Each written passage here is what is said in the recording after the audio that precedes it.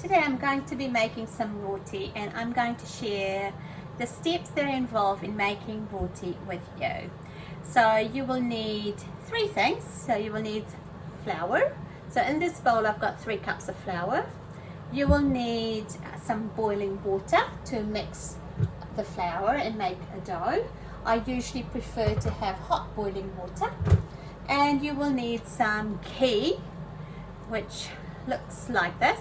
It's clarified butter, and you would normally get this at the Indian supermarket. You probably just need a little bit for just mixing through your dough.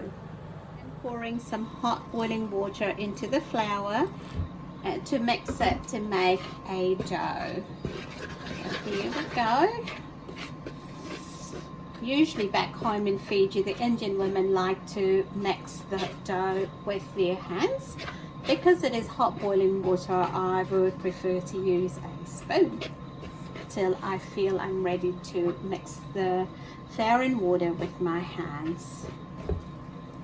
That's what it's looking like now. Now it's really hot, so what I'm going to do is I'm going to just add a little bit of flour just to keep my hands a bit cool. And I'm going to try and knead this into a ball. So I'm going to keep kneading it till I can have it as a ball. This is what my dough is looking like. I'm actually going to add a little bit of ghee onto it. So I'm just going to pour some my hands. And then what I'm going to do is I'm going to continue to knead it till it's nice and soft. Not too soft, but firm enough to roll. So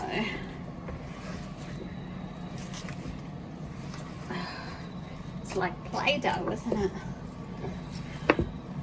So I've just rolled out the dough onto a board here, just using my hands, not a rolling pin at all at this time. And then what I'm going to do is I'm actually now going to break up this dough and into smaller parts, and this is what I'm going to show you. So looking this way. Now if it gets too sticky, you are welcome to add a bit of flour. So I'm just going to break off a bit here.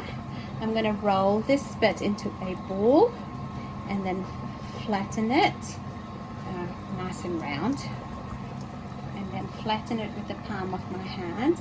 And then in this bowl I'm just going to just wrap it in just some extra flour for it to sit while I get the rest done. So this is what it looks like in the bowl. I've managed to make 20 of these pieces out of the big piece of dough, and so each piece would make 1 roti each.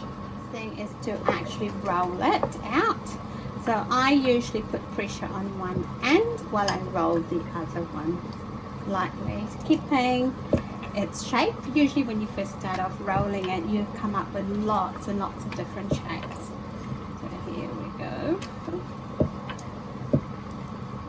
Now some people prefer to do big round rotis. I usually prefer to have little ones. Looks like pancake, doesn't it? Just cooking the roti in a pan, and so usually it cooks really quickly, yeah, so I'm just turning it around, just waiting for bubbles to actually pop up on these on the dough. So I'm just turning it over now. I am going to get a paper towel dipped in some ghee, and I'm just going to put some press some gently on the roti. I'm just going to flip it over, and I'm going to do the same thing on the other side as well. Keep an eye on it so it doesn't actually burn. It doesn't really take long to cook.